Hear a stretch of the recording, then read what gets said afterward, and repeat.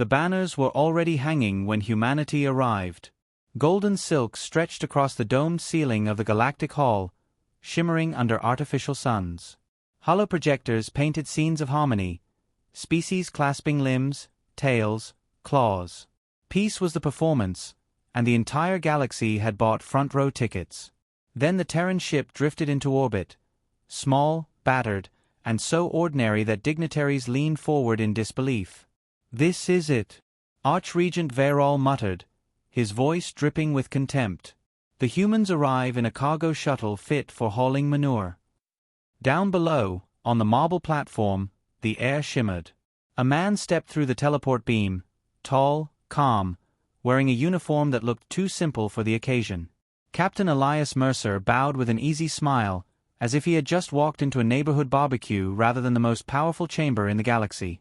"Apologies for the delay," he said warmly. "Traffic around black holes, terrible this time of year." A ripple of confusion rolled through the audience. Some aliens blinked. Others hissed. One diplomat translated the phrase and whispered, baffled, "He is joking about astrophysical congestion?" Elias clasped his hands behind his back, gaze sweeping across the tiers of alien leaders. "On behalf of Earth, thank you for your hospitality. You've made us feel most welcome already." Verol leaned forward, his chitinous fingers tapping the throne. "Humans are late, weak, and poorly dressed. Still, we tolerate quaint species." Elias bowed again, tone gracious. "Ah, you're too kind. Back home, we call that a warm welcome with a side of insult." "Very comforting. Reminds me of family dinners." Scattered laughter echoed from the younger delegates. Scholar Tactician Juk, a reptilian with calculating eyes, tilted his head. He studied Elias with more interest than disdain. Cadet Rilluan, barely grown by her people's standards, raised a hand shyly. "Human Elias, why do you smile so much, even when Regent Verol calls you fragile?" "Because," Elias said gently, "smiles keep people guessing. And sometimes, they're the sharpest weapon in the room." The chamber stilled at the remark. It sounded light-hearted, yet something about the cadence lingered, like a note of thunder behind an easy song. Verol waved dismissively. "Humans will be given a token seat in the council. A ceremonial role. Harmless. They may learn, watch, and perhaps provide entertainment." Elias inclined his head. "Entertainment? We do have a knack for that. Ever heard of baseball? It's like diplomacy, but with fewer injuries."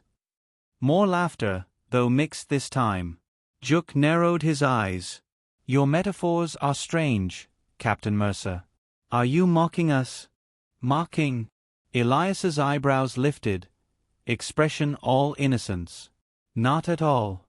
In fact, I admire your hospitality. You invited us in before we could make ourselves at home. That's rare." The way he phrased it drew frowns. Some caught the undertone, others dismissed it as clumsy language. The ceremony dragged on. Speeches hailed the new dawn of unity. Musicians with translucent throats sang in frequencies that rattled glass. Humans were repeatedly described as young, innocent, manageable. Elias smiled through it all, nodding politely, clapping at the right moments, even bowing when introduced. But when the council recessed, Juk intercepted him in the corridor. "You are too calm," the tactician said quietly. "Species invited here usually tremble at the sight of the hall. You joke. You laugh. You hide something." Elias tilted his head, his expression mild. "Hiding? Not at all. We're just good at keeping surprises for the right occasion." Juk's frill stiffened. "A warning." "A friendly one," Elias said, still smiling. "Back home, we call it managing expectations." He leaned closer, lowering his voice. "Never underestimate a guest who brings nothing to the table. Sometimes, that's the guest who owns the house." Before Juk could respond, Elias walked away, greeting other delegates cheerfully as though nothing had passed between them. Later, in the refreshment hall, the cultural collisions reached comedy. A towering Yeren sniffed at the human snack table. What is hot dog? Elias explained patiently, a cultural masterpiece. Bread, sausage, mustard. Best enjoyed during fireworks when you're pretending not to burn your hands. The Yeren recoiled. You eat processed flesh for celebration? Absolutely, Elias said cheerfully. Some species build temples. We build grills. The alien gagged. Other delegates looked scandalized. Rilluan giggled behind her claws. Elias leaned closer, dropping his voice conspiratorially. Don't knock it till you try it. That philosophy has gotten humanity through worse than indigestion. Juk watched from across the room, unease sharpening. The evening ended with an official proclamation. Humanity was to be formally integrated into the Galactic Accord. Applause echoed. Elias stood, hand over his chest in mock solemnity. We are honored, he said smoothly. Though I must admit, my people rarely join clubs. We tend to start our own. The joke landed awkwardly, though Elias's expression never faltered. As the hall emptied, Vayrol sneered privately to his advisors. Pathetic creatures. They have no fleet, no reach. We'll display them like pets. But Juk, still watching Elias's calm stride, whispered, Pets do not grin at their masters. They grin at predators. Meanwhile, alone in his quarters, Elias finally dropped the performance. He sat before a simple communicator, its interface encrypted with layers no alien system could parse. Contact established, he murmured. His voice lost its cheer, sharpening into steel. They bought the act. Phase 1 complete. Awaiting signal for fleet convergence. For a moment, he smiled again, but this time, the expression never touched his eyes. The council chamber smelled of ozone and pride. Delegates filled their thrones in a circle that glittered with banners, each symbolizing an empire that thought itself eternal. Humanity's banner, a simple blue and green emblem of Earth, looked almost laughable among them. Archregent Vayrol began the session with pomp. Today, we grant the humans observation rights. They may attend discussions, though their voices shall carry no weight. The proclamation echoed across the hall, followed by scattered applause. Elias Mercer rose politely, clapping along as if applauding a child's recital. His calm grin unsettled some, though most dismissed it as human eccentricity. Observation, Elias repeated when the hall settled. A noble position. My people have always been keen observers. We tend to notice things others prefer to overlook. Juk's frill twitched. Vayrol ignored the remark. You may share insights, but your species is centuries behind ours in sophistication. Your world is small, your fleet trivial. Elias inclined his head. Of course. Small things rarely make an impact, until you step on them barefoot. The translator drones hesitated, parsing the idiom. When the meaning landed, several delegates shifted uncomfortably. Rilluan covered her mouth, stifling laughter. After the session, a luncheon was served. Alien delicacies floated on anti-grav trays, crystalline fruits, spiced plasma kelp, nutrient pastes glowing faintly. The humans were offered a token spread of bread and fruit, as though feeding zoo animals. Elias surveyed the spread with theatrical appreciation. How thoughtful. Bread and grapes. Truly, you've captured the essence of civilization. A hulking Zorth warrior snorted. Do humans not crave richer sustenance? Elias raised a brow. Oh, we do. But we save the good stuff for when we're hunting. He plucked a grape, rolling it between his fingers as if it were a weapon. The remark slipped under the radar of most, but Juk's gaze narrowed further. Later, Elias was invited to an informal discussion circle. Delegates lounged in reclined seats, discussing border disputes and trade routes. Elias listened, asking occasional questions. So, he began lightly, what happens if two fleets face off in neutral space? Do you gentlemen call time out, or is it more of a last one standing pays the repair bill arrangement? The circle chuckled, assuming the human was joking. A warlord from the Croth Dominion replied, "Conflicts are rare. Our supremacy ensures obedience." Elias leaned back, tapping his chin. "Fascinating. On Earth, we used to call that home field advantage. Of course, sometimes the visiting team surprises you." His words were drowned in laughter, but Juk caught the gleam behind his eyes. As days passed, rumors began to ripple. Scouts reported human probes in sectors officially off-limits. Their designs were crude but oddly effective, cloaked in stealth fields no one expected from a primitive race. When confronted, Elias smiled as if discussing weather. Probes wander. Curious things. Much like children in a candy store, they tend to poke where they shouldn't. Surely you can forgive our enthusiasm. Verol scoffed. Childish indeed. Your species must be reined in before it injures itself. Wise advice, Elias agreed smoothly. Though where we come from, children grow fast. The hall fell silent for a moment. Elias's tone never shifted from polite, but the sentence hung like a blade. Rilluan approached Elias one evening, curiosity outweighing protocol. "Captain Mercer, why do your words always seem to hide another meaning?" Elias chuckled, leaning against the railing of the council balcony. The stars stretched beyond, sharp as broken glass. "Because language is like chess. You don't move a piece just to move it, you move to see how others react." She tilted her head. "So your words are tests?" "Tests. Warnings. Invitations. Depends on who's listening." "You frighten some of them." "Good," Elias said softly. "Fear sharpens attention." The young cadet shivered, though she couldn't decide if it was dread or admiration. Juk confronted Verol privately. "These humans are not harmless. Their captain speaks with double meanings. Their probes trespass. Their smiles mask something." Verol sneered. "Paranoia. They are pets dressed as diplomats. Pets do not watch their masters with predator eyes." The regent waved him off. "You give them too much credit." But Juk could not shake the image of Elias's calm grin, the way his words slid like knives wrapped in silk. The turning point came during a tactical demonstration. Each species presented fleet maneuvers for educational exchange.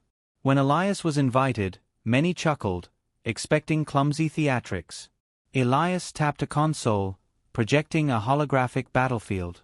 "Forgive the simplicity," he said. "We're still learning your simulation software." He placed a handful of human frigates against a massive alien armada. Observers smirked. The outcome seemed obvious. Then the simulation began. The frigates scattered, weaving unpredictable paths, feigning retreats, luring the armada into crossfire. At each stage, Elias narrated pleasantly, like a teacher describing recipes. "Here," he explained, "is where a smaller force exploits overconfidence. See how the larger fleet clusters? Perfect for concentrated fire." In minutes, the primitive frigates annihilated the superior fleet. Gasps filled the hall. Verol sputtered. "Your scenario is unrealistic. No human fleet exists." Elias bowed politely. "Of course. Purely hypothetical. But useful to imagine, if one ever did." Juk leaned forward. "Your tactics were precise. Too precise for a species without fleets." Elias's smile never faltered. "We like to prepare for guests before they arrive." That night, Elias stood alone in the docking bay, gazing at the stars. His communicator pulsed once more. He spoke softly, the cheer stripped from his voice. "Council suspects nothing. Regent dismisses us. Tactician is cautious but isolated. Signal sequence confirmed. Fleet awaits." He paused, then added, "They believe we're children at the table. They'll learn soon enough who set the table." Behind him, the bay doors glowed with alien banners, welcoming Earth with pomp. Elias's shadow stretched long across the floor, sharp and patient. The smile returned to his lips, but this time, it was not warm. It was the smile of a predator who had already chosen where to strike. The summons came at dawn cycle, when the station's artificial suns cast pale light through crystalline walls. Delegates filed into the chamber, voices sharp with unease. Scouts had reported unusual movements near Sol, and the council demanded answers. Archregent Veyrol struck the gong. Explain yourselves, humans. Our sensors detect hidden activity in your system. Fleets maneuver where you claim none exist. Are you smuggling allies? Or playing at games you cannot afford? All eyes turned to Elias Mercer. He rose smoothly, brushing imaginary dust from his jacket. Smuggling? Hardly. Games? Well, we do enjoy those. His smile flickered. But as for fleets, what exactly did your sensors show? A projection filled the chamber. Faint shadows, impossible to lock onto, moving across the edges of Sol's asteroid belt. The recordings were grainy, yet unmistakable, shapes too disciplined to be random rocks. Murmurs swept through the hall. Veyrol hissed. Deception. You hide warships while pretending at diplomacy. Elias's expression softened, almost pitying. Deception? Regent, you flatter us. We're newcomers. Why would we risk the goodwill of our generous hosts? Scholar Juk rose, tail lashing. Because you are not newcomers. Your simulations showed tactical mastery. Your probes trespass where others dare not. You prepared long before this council even knew your world existed. Elias held Juk's stare, his smile polite but unyielding. Preparedness is not a crime.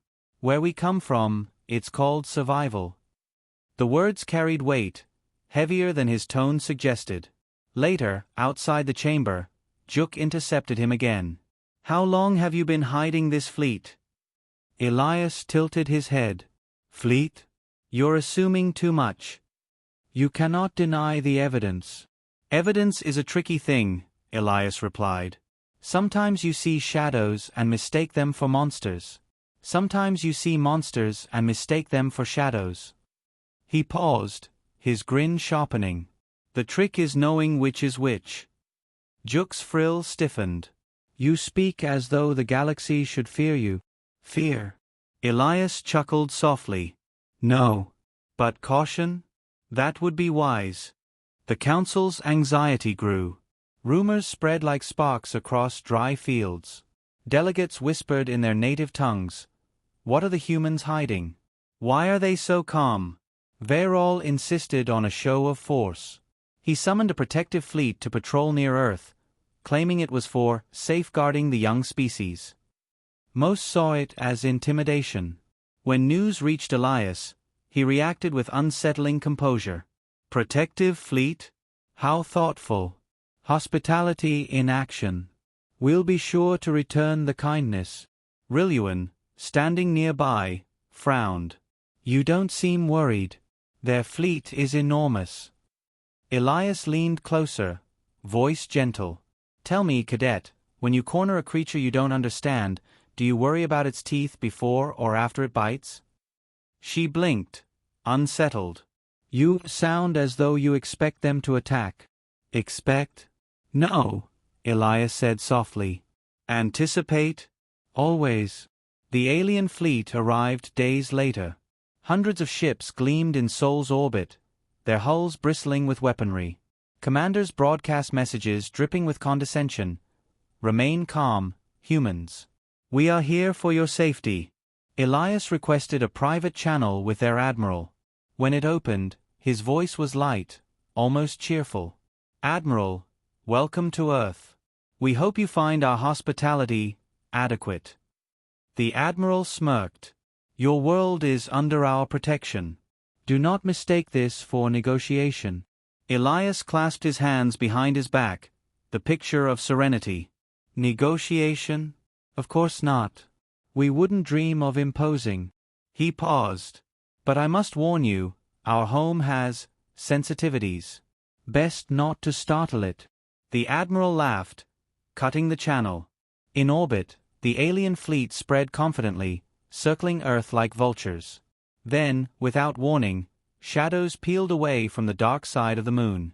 Vast forms emerged, hulking silhouettes that dwarfed the council ships. Armor older than many empires, cannons glowing faint blue, hulls etched with scars from forgotten wars. Earth's forgotten fleet decloaked. Gasps rippled across the galaxy-wide feed. Delegates watching from the station froze. Juk whispered, almost reverently, they were never unarmed. One by one, the Terran warships lit their engines, aligning in perfect silence. Their formations were surgical, their readiness absolute. The alien armada that had come to intimidate now found itself outnumbered and outgunned. On the council floor, Veyrol leapt to his feet. Impossible! Humans could not build this. Elias turned to him calmly. Build? No. Preserve. You see, Regent, Earth has long memories. We don't throw away our toys. We just wait until we need them again. The hall erupted in chaos. Some shouted for sanctions, others for retreat. Juk alone sat in silence, watching Elias with grim understanding. A direct feed from the Terran flagship filled the chamber. Its commander, gray-haired and steady, saluted Elias. Captain Mercer. All vessels online. Awaiting final orders. The chamber fell deathly still. Elias's smile returned, polite as ever. To our esteemed hosts, he said, voice carrying across the hall, please don't misunderstand. We came in peace. Truly, we did. But you brought your fleets to our doorstep. And where we come from, when armed guests arrive uninvited. He let the sentence hang, the unfinished threat sharper than any blade. The Terran warships rotated as one, targeting systems flaring to life. We make sure they understand whose house they entered. Panic surged in the chamber. Delegates shouted, demanding explanations. Rilluan clutched her chest, torn between awe and terror. Juk finally spoke, his voice low but clear. This was never about joining your council. Humanity came to measure you, to see how you react when threatened. Elias inclined his head. A perceptive analysis. Scholar. Consider it, Phase 2. Veyrol's mandibles clicked in fury. You dare threaten the Accord? Elias's tone never shifted from politeness. Threaten? No. Regent. Threats are crude. This is a reminder. We were welcomed with open arms. Now you see what happens when we open ours. In orbit, the alien fleet faltered. Commanders barked contradictory orders. Their formations wavered against the disciplined silence of the Terran armada. Back in the chamber, Elias folded his hands behind his back, the very image of composure. The choice is simple. Continue your protection, and we'll have to demonstrate why our ancestors left this fleet behind. Or, step back, and we can resume our pleasant little council meetings over bread and grapes. His smile widened. Personally, I recommend the grapes. No one laughed this time. The chamber lights dimmed as the Terran fleet silhouettes loomed across every screen. A silence thicker than vacuum pressed on the delegates. None dared speak, except Elias Mercer. Admiral Cade, he said into the open channel, status report. Fully combat ready, the old commander replied. All vessels synchronized. Defensive nets deployed. Targeting arrays online. The alien admiral, who had mocked only hours earlier, now appeared pale on the shared feed. This is provocation. Withdraw your ships or face consequences. Elias's voice remained calm, almost kind. Consequences are an old friend of ours, Admiral. We've dined with them for centuries. A ripple of uneasy laughter threatened the chamber but died quickly under the weight of those Terran warships, ancient, massive, unyielding. Rilluan whispered, unable to help herself, "How long have they been waiting?" Elias answered without turning. Long enough to remember every empire that once thought Earth a soft fruit to pluck. They left us alone only because they believed we were broken. They never noticed what slept in our shadows. Scholar Juk leaned forward. This was deliberate. You feigned weakness to lure us in. Elias finally faced him. Not lure. Test. The council spoke of unity, of welcome, but the moment rumors stirred, fleets gathered at our skies. That told us everything. Juk's frill trembled. You wanted to see if we'd choose trust or domination. Exactly. Elias smiled thinly. And you chose domination. On the orbital screens, the alien fleet tried to adjust its posture. Ships pulled back into tighter formations. Yet against the Terran armada, they looked disorganized, like frightened birds against a wall of steel. Admiral Cade's voice cut through. Multiple lock-ons detected. They're panicking. Elias tilted his head. Let them. A cornered animal is most dangerous when it thrashes, but it bleeds itself faster. The alien admiral barked. We outnumber you. Cade gave a short laugh. Count again. One by one, more Terran ships decloaked, colossal dreadnoughts hidden in the asteroid belt, cruisers sliding from the shadow of Jupiter, strike craft rising from concealed hangars on Luna. Each emergence struck like a hammer blow. By the final count, humanity's forgotten fleet dwarfed the so-called protective armada 2-1. The alien admiral's confidence drained. Impossible. How could primitives? Elias cut him off softly. Primitives? We were carving stone when your people already sailed stars. Yet here we are, standing at your throat. Curious, isn't it? Inside the chamber, panic boiled. Delegates shouted in overlapping tongues. Some demanded immediate retreat. Others screamed for retaliation. Veyrol struck the gong to restore order, but even his booming authority faltered. You threaten the accord itself. Veyrol roared at Elias. This is treason. Elias regarded him with quiet patience. Treason requires loyalty first. Did you welcome us as equals, or as wards to be controlled? The regent faltered, mandibles clattering in frustration. Elias's tone sharpened, just slightly. We wanted to join. We hoped for allies. Instead, you sent warships. Tell me, Regent, what loyalty do we owe to chains dressed as friendship? In orbit, tension reached its peak. Alarms shrieked on both sides as targeting locks painted hulls. Cade's voice came cold. Admiral, they're seconds from opening fire. Elias gave a faint nod. Hold position. The alien admiral, sweating beneath his crest, shouted across the channel. If you fire, you damn yourselves. Elias leaned closer to the display, his calmness like a blade pressed to the man's throat. No, Admiral. If you fire, you damn yourselves. We've lived through fire before. It's your turn to decide if you can. A single shot cracked the silence, an overeager alien frigate, nerves breaking.